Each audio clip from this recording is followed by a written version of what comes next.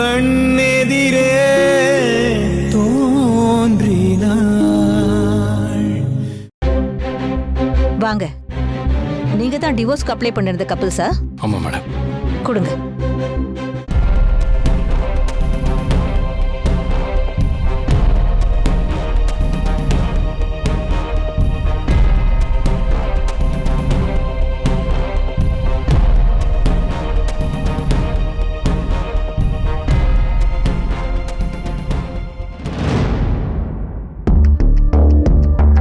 சிவா சக்தி பேர் பொருத்தமெல்லாம் நல்லாதான் இருக்கு.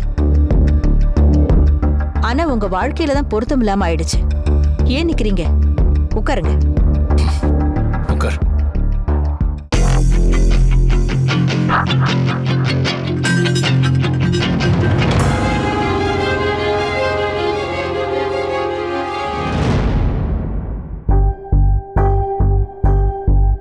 சரி, கவுன்சிலிங் ஸ்டார்ட் பண்ணலாமா? ஸ்டார்ட் பண்ணலாம் மேடம். உங்க பேர் என்னம்மா? இவ பேர் சக்தி மேடம். அதான் நீங்க வந்த உடனே சொன்னீங்களே சிவா சக்தி பேர் பொருத்தம் நல்லா இருக்குன்னு. நீங்க என்ன அவங்களுக்கு டப்பிங் வாய்ஸா? அவங்க பேச மாட்டாங்களா? நான் யார்கிட்ட கேள்வி கேட்கறனோ அவங்க மட்டும் தான் பதில் சொல்லணும். புரியுதா? நீங்க சொல்லுங்க. சொல்லுங்க மேடம், இனிமே நீங்க கேளுங்க, நாங்க கரெக்டா பதில் சொல்றோம். அது என்ன நாங்கன்னு 2 பேரையும் ஒன்னா சேர்த்துக்கிறீங்க? தனித்தனியா பிரிஞ்சு போய் டிவோர்ஸ் வாங்கணுங்கிறதானே பிளானு? ஆமா மேடம், கண்டிப்பா எங்களுக்கு டைவர்ஸ் வேணும். சரி, உங்க 2 பேருக்கும் கல்யாணம் ஆகி இன்னும் 1 வருஷம் கூட ஆகல. அதுக்குள்ள டிவோர்ஸ்க்கு அப்ளை பண்ணிருக்கீங்க. சோ இதுக்கு உங்க 2 பேருக்கும் மனப்பூர்வமா சம்மதம் தானே? இல்ல வேற யாரோட நிர்பந்தத்திலேயாவது நீங்க டிவோர்ஸ் வாங்குறீங்களா? இல்ல மேடம், எனக்கு சம்மதம் தான். நான் இங்க முழு மனசோட தான் இங்க டைவர்ஸ் அப்ளை பண்ணிருக்கேன். யாரும் என்ன நிர்பந்திக்கல. நான் 2 பேரையும் காமனா தான் கேட்டேன். ஆனா நீ ஏம்மா இவ்வளவு பதட்டமா பதில் சொல்ற? உனக்கும் ஹஸ்பண்ட்க்கும் என்ன பிரச்சனை?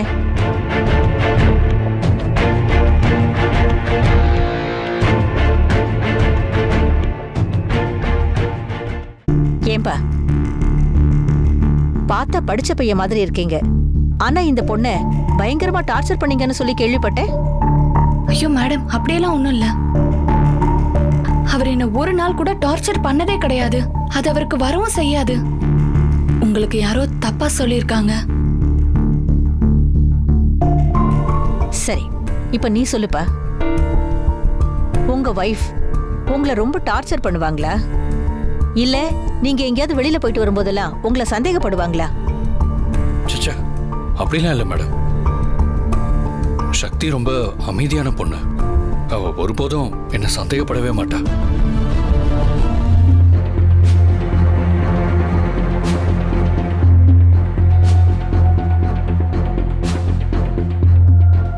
இந்தாங்க, டீ குடிங்க. சார், நீங்க குடிங்க சார். நீ குடி சக்தி. இல்ல சார், நீங்க தான் கார் டிரைவ் பண்ணிட்டு வந்தீங்க, ரொம்ப டயர்டா இருப்பீங்க, நீங்க குடிங்க. இல்ல சக்தி, நான் வீட்லயே கிளம்பும்போது குடிச்சிட்டு தான் வந்தேன். நீ குடி. இல்ல சார், நீங்களே குடிங்க.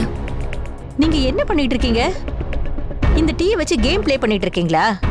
நீங்க 2 பேருமே டீயை குடிக்க வேண்டாம், நானே குடிக்கிறேன்.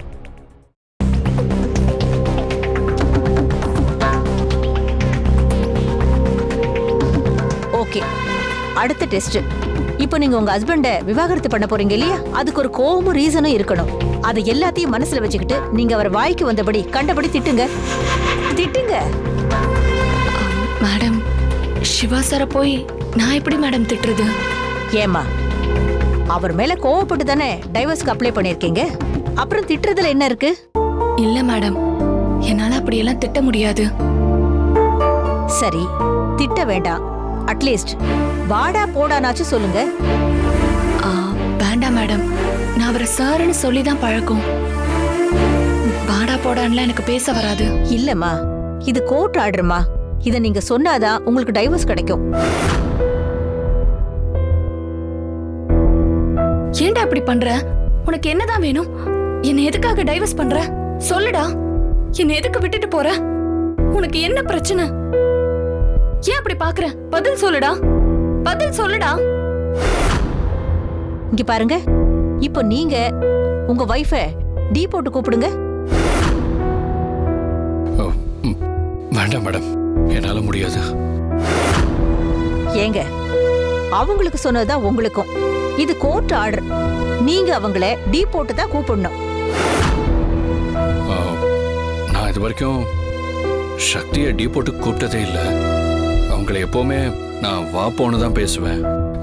வேணும்னா அவங்கள நான் வாங்க மேடம், உட்காருங்க மேடம், போங்க மேடம்னு சொல்லட்டுமா? சரி, சொல்லுங்க.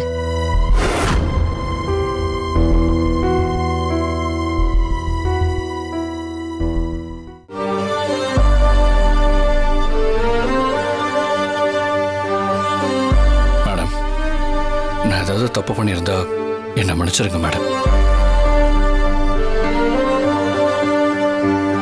என்னை கைவிட்டுறாதீங்க மேடம். என் மேல கோவம் இருந்தா சொல்லிருங்க மேடம். மேடம் ப்ளீஸ் மேடம், என்னை விட்டு போயிடாதீங்க ப்ளீஸ் மேடம். என்னால இருக்க முடியாது. 20 வருஷமா வாழறேன். என் புருஷன் கூட இப்படி ரொமான்ஸ் பண்ணி நான் பார்த்ததில்ல. இவங்க டிவோர்ஸ் பண்ண போறேன்னு சொல்றாங்க. ஆனா என்னமா ஃபீல் பண்றாங்க?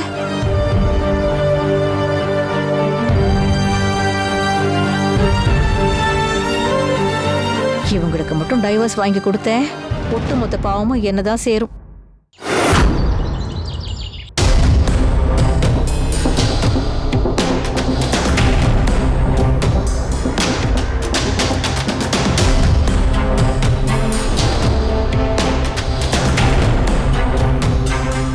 அனிதா, இந்தா உனக்காக முந்திரி பாதாம் பருப்பு தூக்கலா போட்டு பால் பாயசம் செஞ்சு கொண்டு வந்திருக்கேன்.